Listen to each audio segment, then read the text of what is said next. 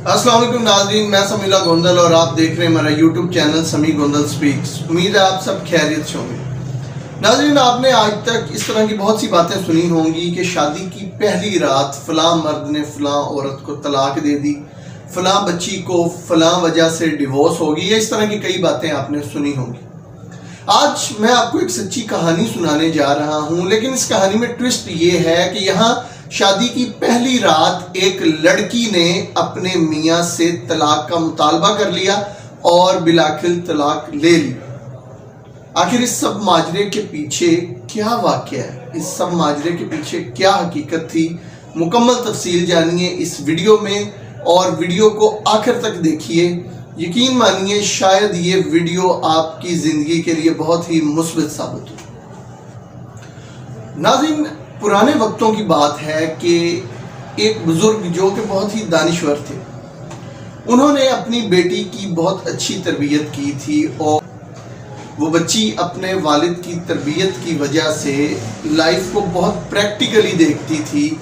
वो ज़्यादातर बुज़ुर्गों के तजुर्बात को पढ़ा करती थी, उनके तजुर्बात को सुना करती थी और ज़िंदगी का निचोड़ निकाला करती थी और ज़िंदगी के मुशाहदात के बारे में सोचा करती थी।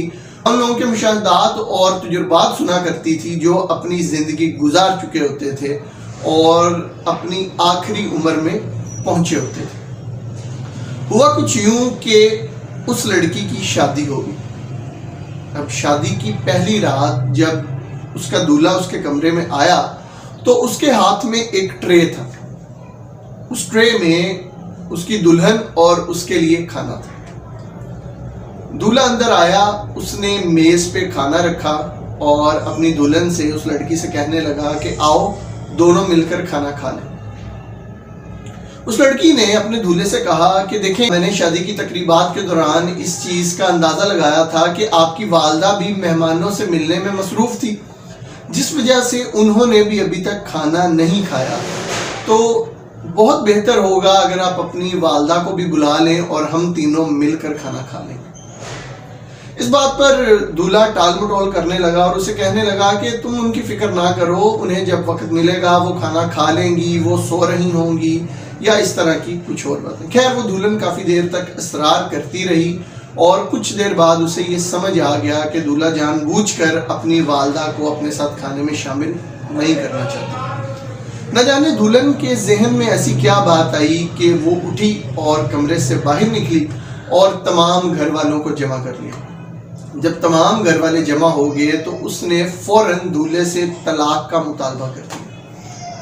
ये बात सुनकर तमाम घर वाले हैरान परेशान रह गए और बार बार उससे पूछने लगे कि आखिर इस मुतालबे के पीछे कोई वजह तो होगी, हमें वो वजह तो बताओ। लेकिन उस लड़की का एक ही इसरार था कि मैं किसी को कोई वजह नहीं बताऊंगी, मुझे सिर्फ अभी इसी वक्त तलाक चाहिए। बिलाखिर उस लड़की के घर वाले भी आ गए और आखिर में ये फैसला हुआ कि दूल्हे ने उस लड़की को तलाक दे दी। कुछ अर्सा गुजरने के बाद लड़की और लड़के की अलग अलग जगहों पर शादियां हो गई और उन्होंने अपनी जिंदगी का सफर शुरू कर दिया। 25-30 साल बाद उस खतून के दो बेटे जो इंतहाई फर्मा बरदार थे उस खतून ने उनसे फरमाइश की कि बेटा, मेरा ये दिल है कि मैं बैतुल्ला देखूं, खुदा का घर देखूं, हज के लिए जाऊं। इस पर उन दोनों बेटों ने अपनी वालदा की ख्वाहिश का एहतराम किया और अपनी वालदा को हज करवाने के लिए ले गए। अब जाहिर है उनकी वालदा पर बुढ़ापा था, वो कमज़ोर हो चुकी थी, तो दोनों बेटों ने बहुत अच्छे तरीके से अपनी वालदा को हज करवाया।